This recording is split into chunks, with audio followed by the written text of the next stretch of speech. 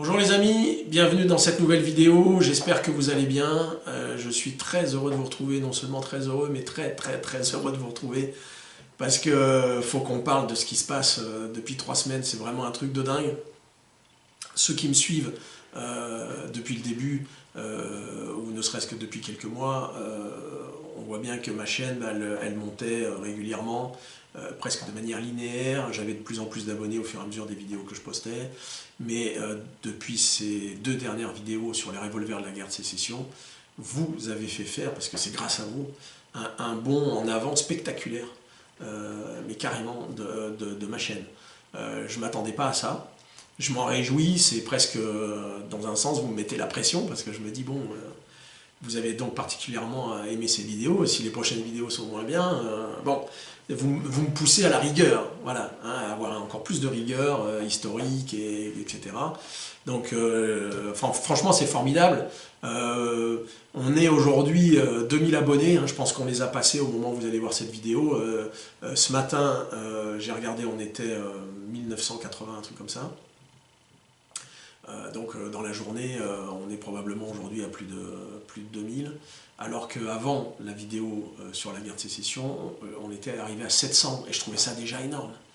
J'imaginais pas du tout qu'en 3 semaines, on allait tripler le nombre d'abonnés, ce qui profite à toutes mes autres vidéos, c'est-à-dire que j'ai, je crois, 28 vidéos, 27 ou 28 vidéos en ligne, et toutes ont profité de ça, puisque finalement, tous les nouveaux abonnés qui m'ont découvert à travers ces vidéos sur la guerre de sécession, regardent mes autres vidéos, et aujourd'hui, on est un truc, pour moi c'est un truc de fou.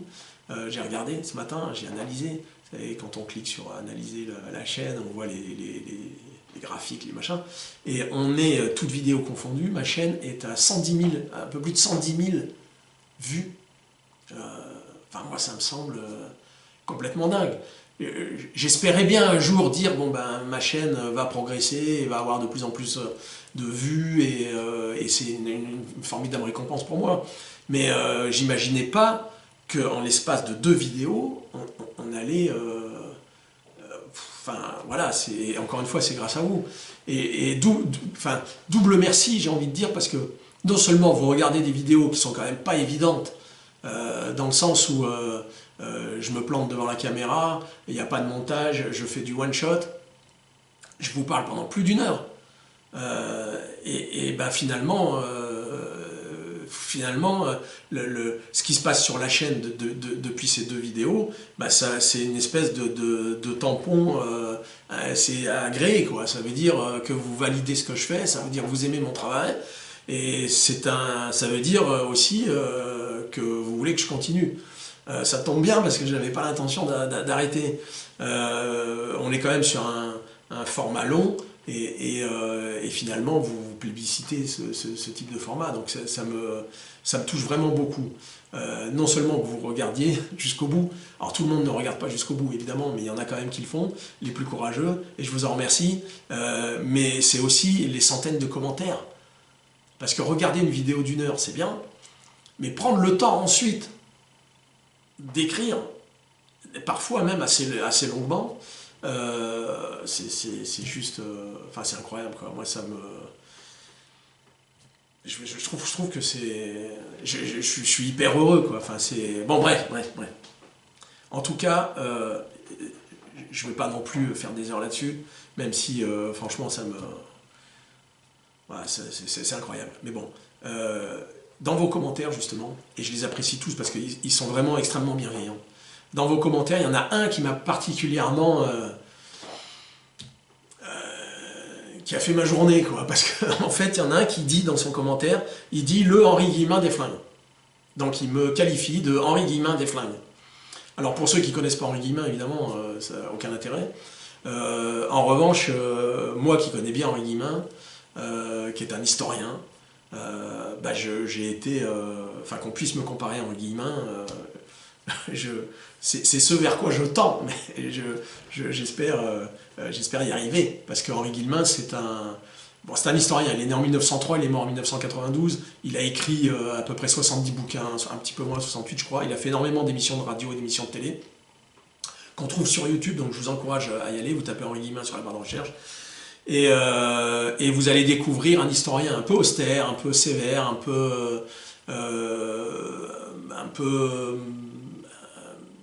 il sourit jamais, voilà, en revanche, vous allez tomber sous le charme de sa manière de raconter. Parce que la force d'Henri Guillemin, c'est pas que ce soit un historien unanimement reconnu, c'est juste un raconteur d'histoire. Sa force, elle est là, quoi. C'est pour moi une référence absolue dans la manière de raconter des histoires, de raconter l'histoire.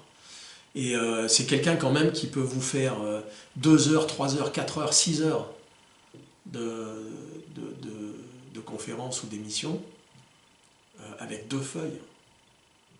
On le voit sur son bureau, parce que souvent les émissions étaient faites à partir de son bureau. Il y a 2 feuilles sur son bureau, griffonnées, quelques lignes manuscrites, et le mec il vous fait 2 heures, 3 heures, 4 heures avec 2 feuilles, quoi. Et c'est fascinant. Moi quand j'ai découvert Henri Guillemin, c'est un peu l'historien des chemins de traverse. C'est-à-dire qu'il n'est pas forcément à contre-courant de tous les autres historiens, mais il va mettre le doigt sur des événements jugés mineurs, on va dire, par les autres historiens. Lui, il va savoir, il va voir dans cet événement, peut-être insignifiant aux yeux des autres, il va voir qu'il se passe quelque chose, et que ce quelque chose explique quelque chose de plus grand. Donc c'est une pièce du puzzle qui est rajoutée au grand puzzle de l'histoire, et qui donne un éclairage, qui donne un angle, qui donne quelque chose sur lequel les autres historiens seront passés sans voir, et lui il s'attarde là-dessus. Il est champion pour ça. Et il sait vous rendre l'histoire vivante, palpitante. C'est-à-dire que si vous n'aimez pas l'histoire, vous allez cliquer sur Henri Guillemin dans YouTube et vous allez aimer l'histoire. Parce que le gars, il vous emporte. Alors beaucoup de ces vidéos, d'ailleurs, sont des vidéos sonores, il n'y a que le son, il n'y a que sa voix, puisque c'était des émissions de radio. Mais ça fait rien. Vous fermez les yeux, vous vous laissez emporter. Et voilà. Alors qu'on puisse me comparer à ça, je veux rester modeste, et je veux pas m'embarquer dans l'idée que je suis un Henri Guillemin, parce que... enfin, voilà. Bref, fermons la parenthèse sur Henri Guillemin. Allez le voir sur YouTube, et n'hésitez pas en commentaire à me dire ce que vous en pensez. On va revenir maintenant brièvement sur ces 2 vidéos de la guerre de sécession, parce que ces 2 vidéos, elles disent autre chose. Au-delà du nombre de vues, au-delà du bond en avant que ça fait faire à ma chaîne, ça dit autre chose. Parce qu'il ne vous aura pas échappé que la vidéo sur le Nord, qui a très très bien marché, qui marche toujours très bien, je crois qu'on est à 12 000, 13 000 vues, elle est quand même moitié moins regardée que la vidéo sur le Sud. Le Sud, on en est à 23 000, 24 000 vues. Ça veut dire que là aussi ça pose question. Pourquoi la vidéo sur le Sud fait 2 fois plus de vues que la vidéo sur le Nord? Pourquoi le Sud, dans la guerre de sécession, attire plus de monde que le Nord dans cette même guerre? Sans même parler des armes que j'ai présentées, parce que y a toute l'industrie armurière dans le Nord, donc j'ai présenté beaucoup plus d'armes du Nord que du Sud. Et pourtant, c'est le Sud qui récolte tous les suffrages.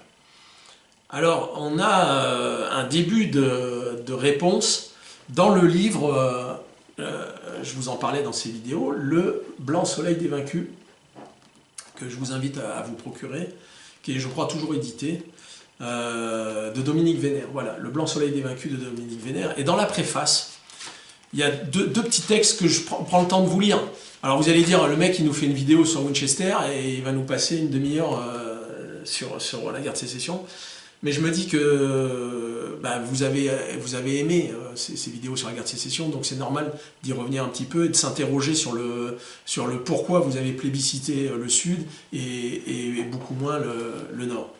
Alors, ça tient peut-être dans ce que je vais vous lire, et ça tient aussi à l'anthropologie, à la sociologie. J'ai relevé une petite phrase en faisant des recherches, je vous la lirai tout à l'heure.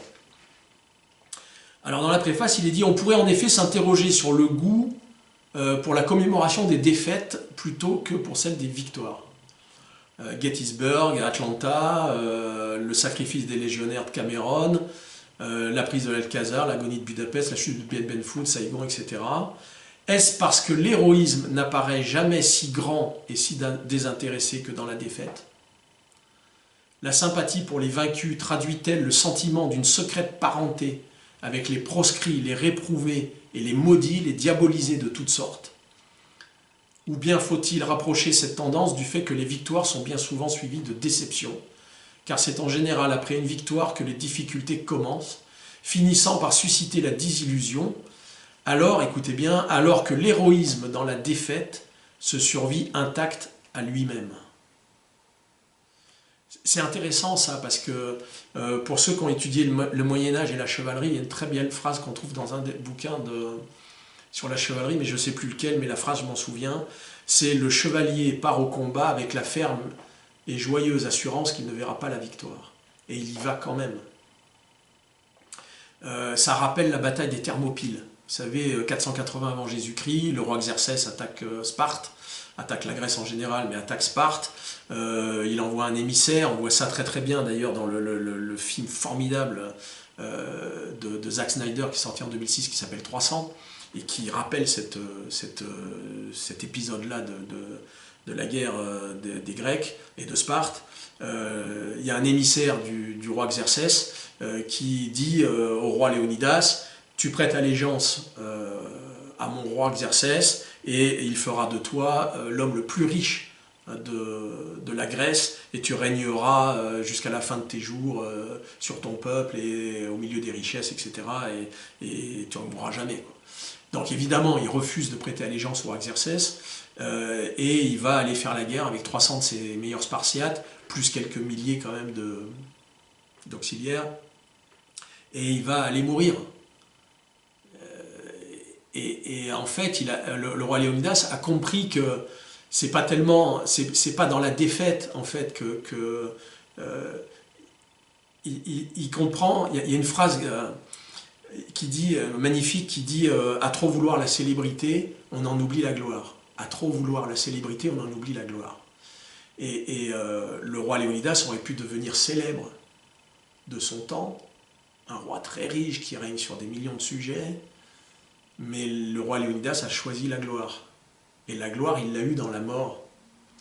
Donc c'est peut-être là où il faut regarder pourquoi on a de l'empathie. C'est cette phrase que je voulais vous lire, justement, que j'ai lue dans un bouquin d'anthropologie, de sociologie, c'est que l'homme a une compassion naturelle, ben oui, parce que j'ai mes notes quand même, l'homme a une compassion naturelle envers les victimes d'injustice. C'est pour ça d'ailleurs qu'on aime les redresseurs de tort au cinéma, parce que comment dirais-je, on a une répulsion naturelle, instinctive contre toute forme d'injustice, et donc on a envie de réparer l'injustice, mais à nous, citoyens, on nous a retiré ce droit-là, et on l'a donné par procuration aux forces de l'ordre et à l'armée, alors qu'il y a quand même quelques temps en arrière, on pouvait régler nos problèmes nous-mêmes. Ça me rappelle, vous allez dire que je passe du coq à l'âne comme ça, mais ça me rappelle une interview de Kirk Douglas. Kirk Douglas qui parlait très bien français. Kirk Douglas le dit, c'est une interview qu'on retrouve sur YouTube. Et le journaliste lui dit: mais qu'est-ce que vous aimez dans les westerns? Et lui, il répond, il dit: dans les westerns, ce que j'aimais, c'est qu'à cette époque-là, tu pouvais régler tes problèmes toi-même. Face à l'injustice, tu pouvais être toi le redresseur de tort plutôt que de le déléguer au cinéma ou aux forces de l'ordre. Et il disait: aujourd'hui, quand on a un problème, on prend un avocat, l'autre prend un avocat, ça dure des années, et voilà. Il dit: dans l'Ouest américain, on réglait le problème en 2-2, et c'était... Voilà. Donc on a perdu ce côté-là, on nous l'a enlevé, et donc il est naturel pour nous qu'on soit plutôt du côté des vaincus, plutôt du côté des opprimés, plutôt du côté des malheureux, et c'est ce qu'a très bien compris Sergio Leone dans Le Bon, la Brute et le Truand. Pour ceux qui se souviennent du film, qui est un film mythique et qui est extraordinaire, on voit, parce que Sergio Leone a beaucoup étudié la guerre de sécession pour préparer son film.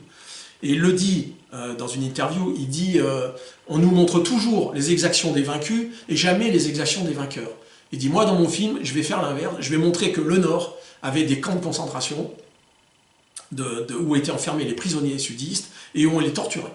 Voilà. Donc il a montré ça dans Le Bon, la Brute et le Truand, plutôt que de montrer tout le temps les nordistes, les gentils nordistes torturés par les méchants sudistes. Là, il a voulu montrer l'inverse.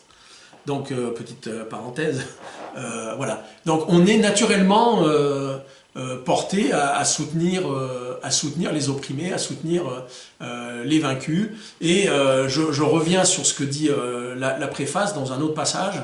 Vous allez voir, c'est assez parlant. La victoire des Yankees est la victoire d'une certaine morale et avec elle une certaine conception de l'homme et de la vie. C'est le rationalisme qui triomphe et avec lui les grands principes qu'on proclame et qu'on n'applique pas. C'est le triomphe donc des grands principes qu'on proclame et qu'on n'applique pas. Et après eux, c'est le dollar dont le culte s'installe et avec le dollar, les Assyries et au-delà des Assyries, le fonctionnalisme et à l'horizon de tout cela, la société de consommation, la publicité, le conformisme, la monotonie et les longues et les immenses plaines de l'ennui et de l'absurdité. Est-ce qu'aujourd'hui on ne vit pas dans un monde absurde? Voilà. Donc tout ça pour expliquer, on va fermer la parenthèse, que la vidéo sur le Sud a recueilli le double de suffrages que celle sur le Nord. Alors, dans les commentaires, et je terminerai avec ça, vous avez été quelques-uns à me demander si j'avais à me proposer, en tout cas, de faire une vidéo sur la guerre de sécession, au-delà des armes, hein, sur la guerre de sécession en elle-même. Alors, c'est une vidéo qui me tente, hein, vous imaginez bien que c'est un sujet sur lequel je me suis documenté pour préparer les 2 dernières vidéos, et du coup, évidemment, l'envie de faire une vidéo sur la guerre de sécession, ça me tente. Je ne sais pas si je la ferai, parce qu'en plus, si je la ferai, attendez-vous quand même à une vidéo de 3 heures minimum, qui sera peut-être faite en 3 fois. Mais attendez-vous à une très longue vidéo. Pourquoi? Parce que je pense que je vais consacrer 2 tiers de cette vidéo à expliquer comment on en est arrivé à la guerre de sécession. Parce que c'est ça le plus intéressant. Et ensuite, je vais consacrer 1 tiers à la guerre en elle-même. Parce que là aussi, il y a plein de choses intéressantes à dire. Mais en fait, ce qui est intéressant dans un événement, c'est ce qui a présidé l'événement. C'est ce qui a fait qu'on en est arrivé là. Et ça, on est obligé de partir de l'indépendance des États-Unis. Donc on va remonter un siècle en arrière pour arriver jusqu'à la guerre de sécession et expliquer comment le Nord et le Sud en sont venus à se faire la guerre. Alors, si jamais je ne fais pas cette vidéo, que je la fasse ou que je la fasse pas, peu importe, j'ai écrit une phrase que je vais vous donner comme ça, et ça sera la fin de cette parenthèse, et on va reprendre un peu la vidéo d'aujourd'hui. J'ai écrit « Le Sud voulait la sécession dans la paix, tandis que le Nord voulait l'union dans la guerre. » Donc le Sud voulait la sécession dans la paix, tandis que le Nord voulait l'union dans la guerre. Voilà. Donc, pour moi, ça résume assez bien la guerre de sécession. Bon, on ferme la parenthèse. Merci de votre patience. On va rentrer dans le vif du sujet maintenant, à propos donc de la carabine Tigre, modèle 1892. Vrai Winchester ou très belle copie, point d'interrogation. On va comprendre pourquoi il y a une interrogation qui est posée. Pourquoi on pourrait penser que cette carabine est une vraie Winchester ou une réplique, dans quel cas on va la mettre au final. C'est ce que cette vidéo va s'attacher à répondre.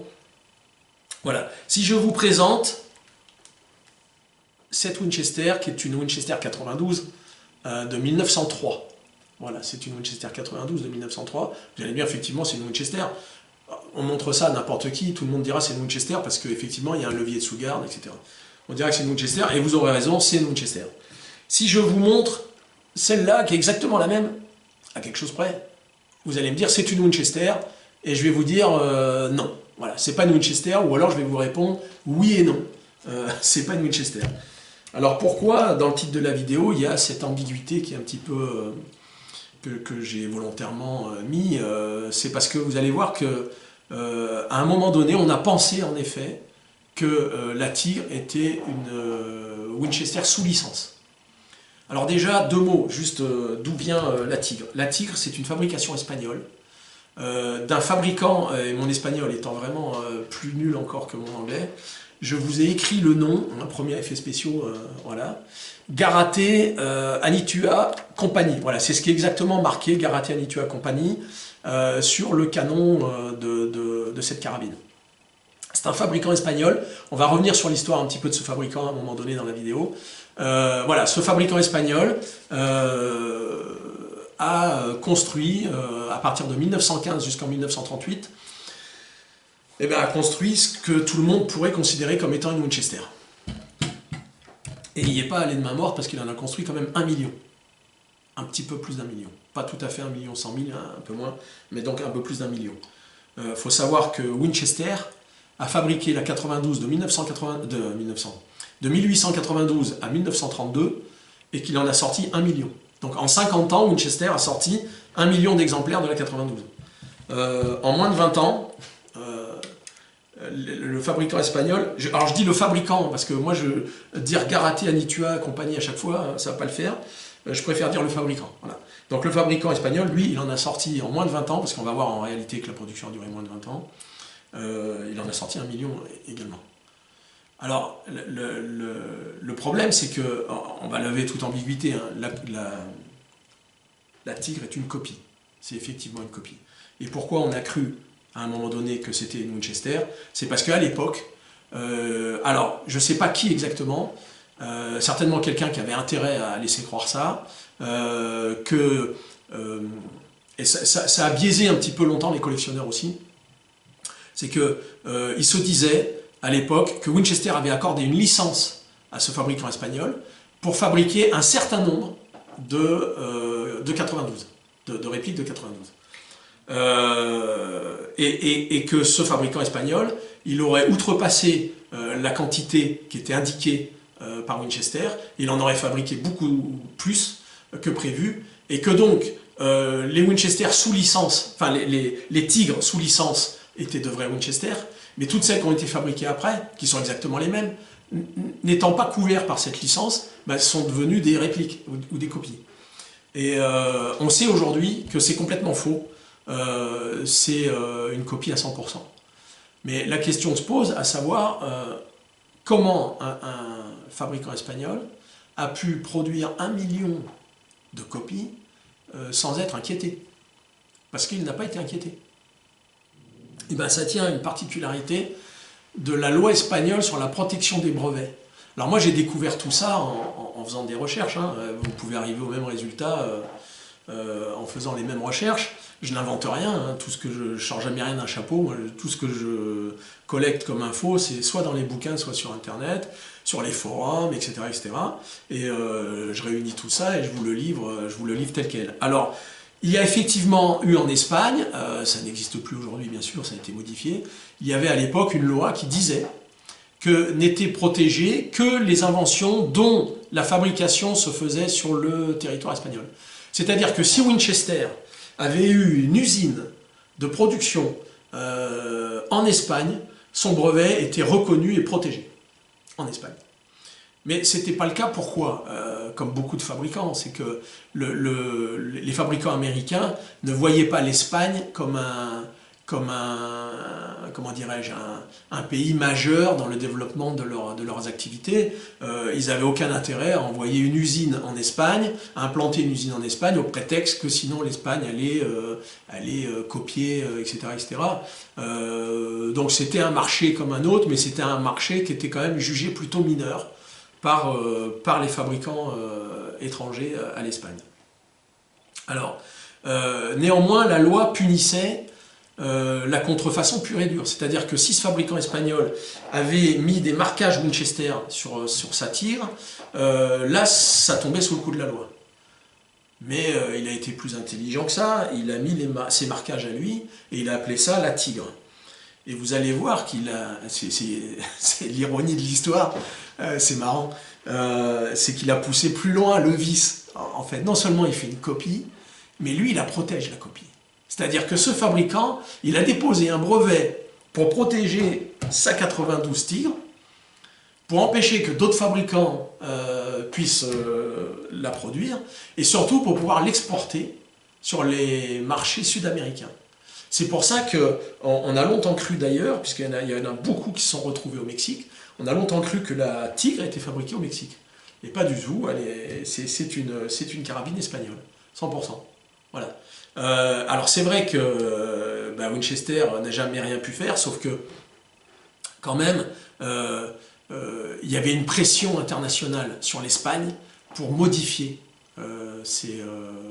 sa loi, pour éviter la contrefaçon, parce que tous les amateurs d'armes le savent, l'Espagne a fait des contrefaçons, mais en pagaille. Un peu comme la Belgique à une époque avait aussi beaucoup de contrefaçons. L'Espagne, ils ont tout copié, quoi. Même s'ils ont une production à eux, hein. Tout le monde connaît Star, Lama, j'en oublie, mais bon, voilà, il y a des grosses marques espagnoles d'armes, mais bon, l'Espagne était pendant longtemps connue pour fabriquer des copies. Donc il y a eu quand même une pression internationale qui s'est effectuée, et à tel point qu'à un moment donné, il y a les 14 plus gros fabricants de copies, dont notre fabricant, hein, se sont réunis à Eibar.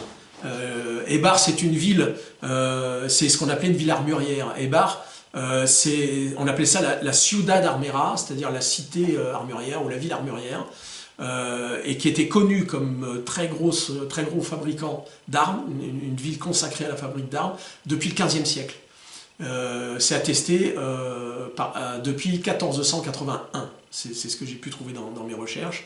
Donc voilà, grosse cité armurière, et donc il y a eu une espèce de colloque qui s'est passé à Eibar en 1912, en juin 1912, sous la pression internationale. La fabrique nationale, hein, les arsenaux, la fabrique nationale espagnole, subissait des pressions en disant qu'il faut arrêter avec cette loi qui permet de copier. Donc ils ont mis la pression sur les fabricants. Et les fabricants se sont donc, je dirais pas constitués en syndicat, mais se sont réunis pour dire on va avoir une politique commune, on va faire face à cette menace, on va y répondre. Ils ont obtenu gain de cause puisqu'ils ont continué à faire des copies, et en plus de ça, avec l'aval de tous les gouvernements cette fois, parce que 1912, hein, vous voyez bien, on n'est pas loin de la Première Guerre mondiale, et pendant la Première Guerre mondiale, on va demander à tous ces fabricants espagnols d'y aller à fond sur les copies, parce qu'il fallait fournir tout plein d'armes, et que, bon, voilà, mais c'est marrant de voir que, ces fabricants, ils se sont réunis pour pouvoir continuer à fabriquer des copies. Alors, néanmoins, qui est-ce qui a poussé ce fabricant à fabriquer une copie de Winchester? Parce que, à la limite, quitte à copier, vous pouvez copier autre chose. Mais pourquoi copier une Winchester?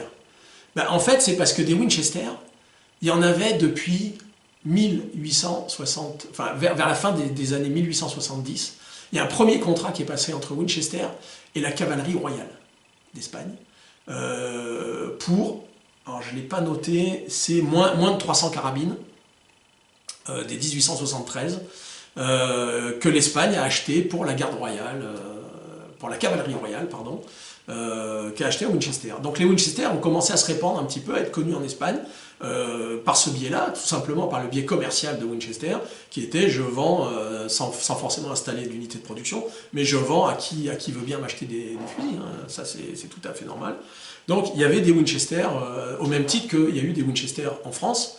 Tout le monde connaît, en tout cas les amateurs le savent, qu'il y a le fameux contrat français de la Première Guerre mondiale, où la France va s'équiper en Winchester 94, en calibre 30-30, et qu'on va appeler les AF, les Winchester Armée Française, et qui font donc partie de ce contrat français, je crois, d'une quinzaine de mille, enfin 15 000 pièces à peu près, et qui sont des Winchester très recherchés par les collectionneurs également.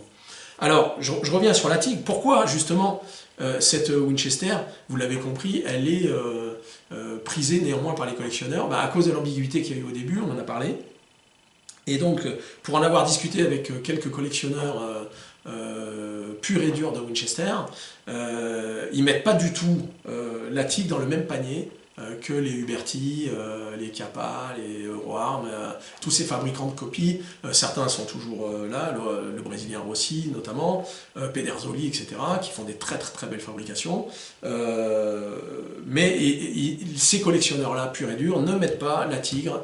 Et il y en a même un qui m'a répondu, qui m'a dit la Tigre est la seule réplique digne de figurer dans une collection de Winchester.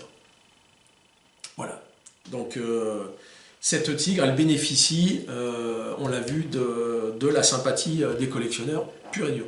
Alors maintenant qu'on a vu un petit peu l'historique hein, de cette tigre, comment elle s'est fabriquée, etc., dans quelles conditions, on va voir ce qui la différencie. Est-ce que c'est une copie 100% exacte de la 92?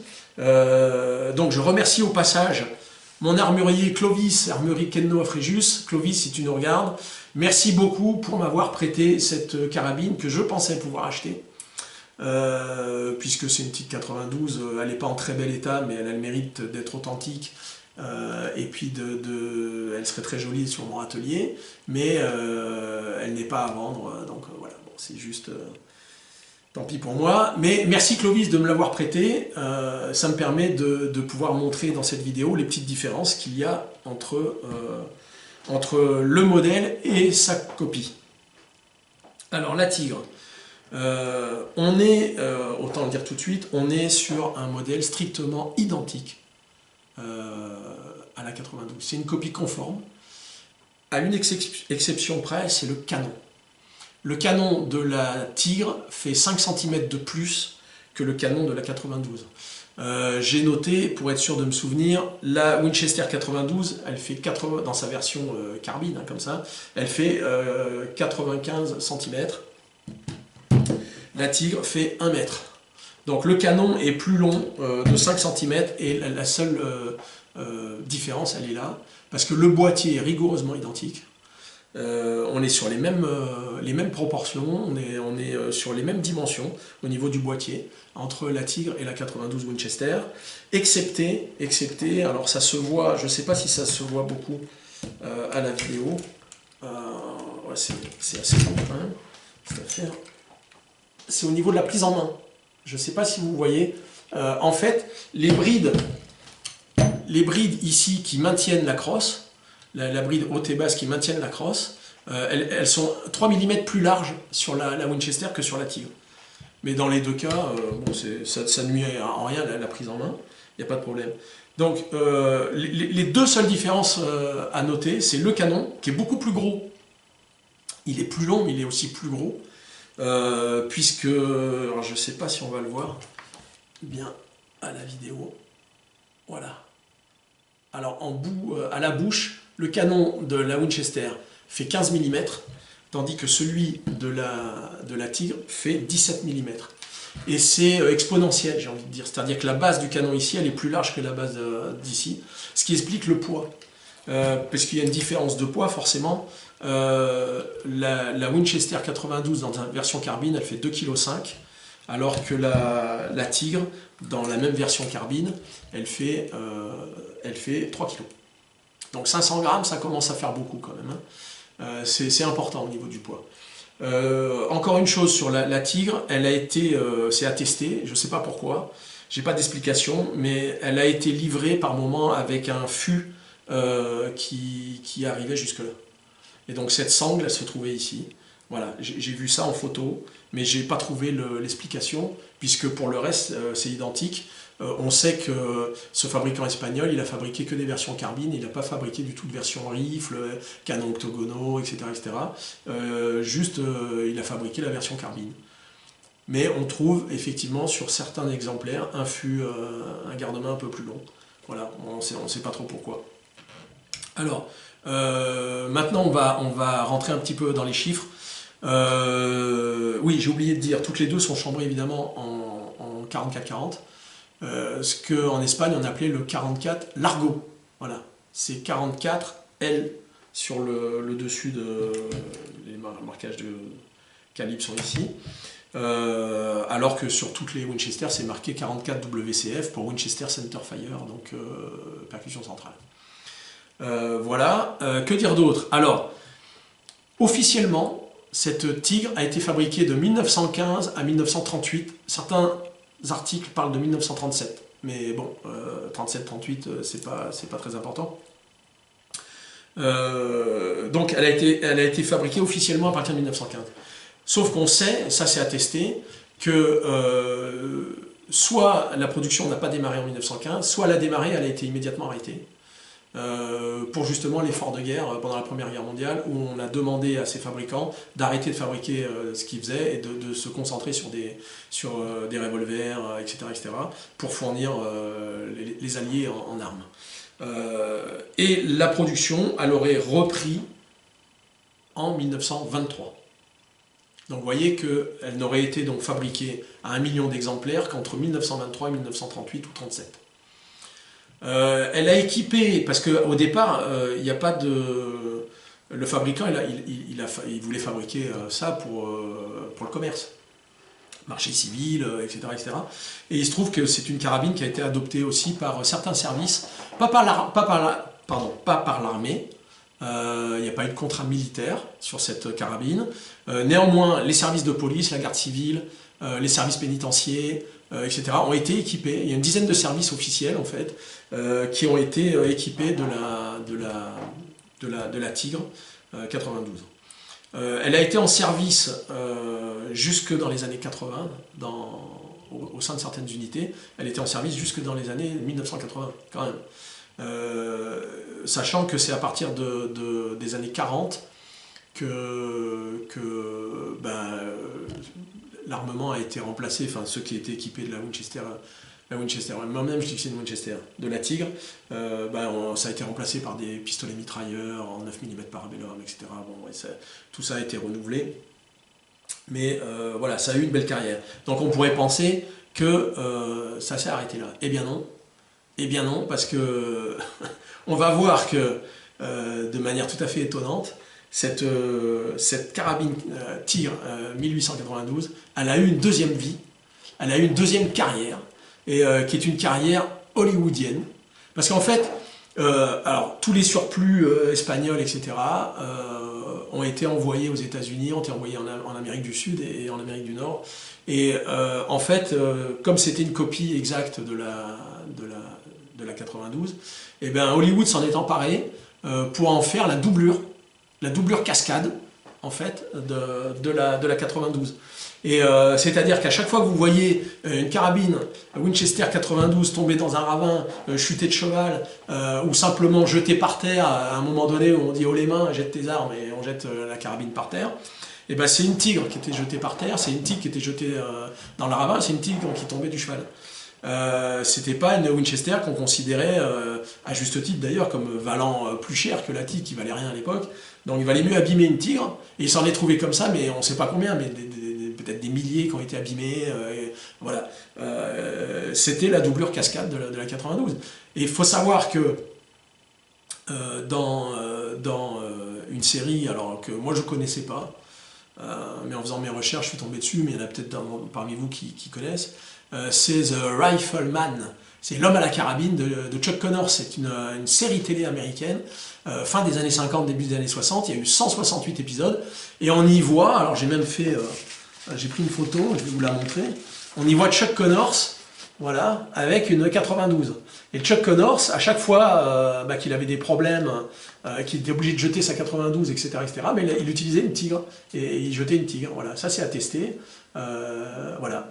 Et alors pour la petite histoire, Chuck Connors avec sa 92, je vous invite d'ailleurs à regarder le générique. C'est hallucinant ce qu'il fait avec dans le générique. Moi j'avais jamais vu. Je l'ai regardé je sais pas combien de fois hier parce que j'ai trouvé ça fascinant, la façon dont il se sert de sa Winchester. Et donc il tue 120 personnes.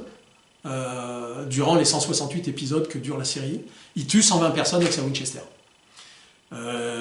C'est pas mal, mais c'est quand même un petit joueur, parce que, à titre de comparaison, John Wick, en 3 films, il tue 299 personnes en 3 films. Bon, John Wick, c'est John Wick. Voilà. Je voulais vous montrer également quelques photos d'époque où on voit très bien des soldats espagnols, puisque la Tigre a fait la guerre civile aussi, hein, la guerre civile espagnole en 1936. Donc on voit bien ici un soldat qui en est équipé. On voit également ici, pareil, donc un soldat qui en est équipé, enfin un soldat, un milicien ou je sais pas, enfin voilà. On la voit très bien là, et on la voit également ici. Alors on en voit deux, on en voit une ici et une tenue par ce qui semble être un officier. Voilà, on voit bien ces deux Winchester. Donc voilà, c'est les seules photos que j'ai trouvées qui sont des tigres. Hein, donc voilà. Bien, je pense que on a fini. Je consulte mes petites notes. Je vais juste terminer en disant deux mots, comme je vous l'avais dit au début de cette vidéo, deux mots sur ce fabricant. Donc il a démarré son activité avec une trentaine d'ouvriers en 1892 et ne fabriquait que des armes pendant très très longtemps, jusqu'à ce que, après la Première Guerre mondiale et la Seconde Guerre mondiale, les commandes d'armes ont chuté et il s'est mis à fabriquer des vélos. Et il a eu une deuxième embellie, on va dire, dans la carrière de l'entreprise. Il y a une deuxième embellie qui est les scooters aussi. Il a fabriqué des motos, des scooters, des mobylettes. Voilà, donc l'usine, enfin l'entreprise en elle-même a fermé en 2003. Donc vous voyez, 1892-2003, c'est une belle aventure industrielle. Voilà, les amis, j'espère que cette vidéo vous aura plu.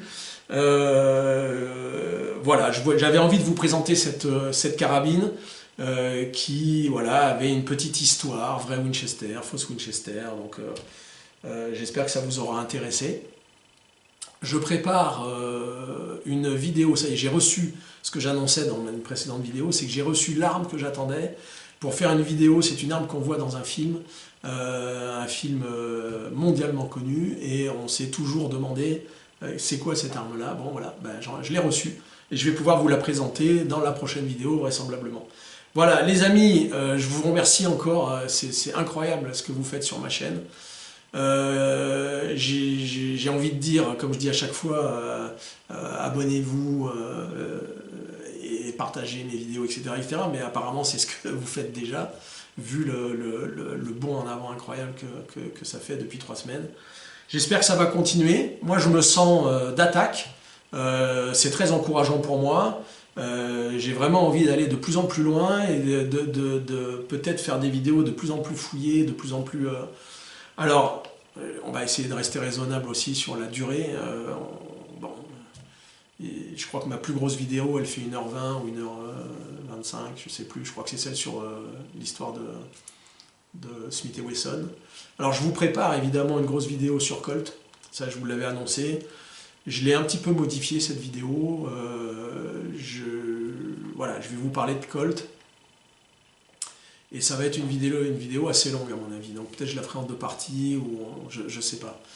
Dites-moi d'ailleurs un peu ce que vous en pensez du format. Est-ce que vraiment des formats d'1 heure, voire d'1h30, c'est pas rébarbatif pour vous, c'est pas décourageant et vous y allez, soit vous préférez qu'une grosse vidéo comme ça soit coupée en 2, une première partie, une deuxième partie, comme j'ai pu faire sur le Colt Python à un moment donné. Voilà, vous me dites tout ça, et puis voilà, je vous dis à très bientôt. Merci de votre fidélité, franchement c'est dingue ce que vous faites. Voilà, à très bientôt les amis, prenez soin de vous, je vous dis bye bye, ciao, à bientôt.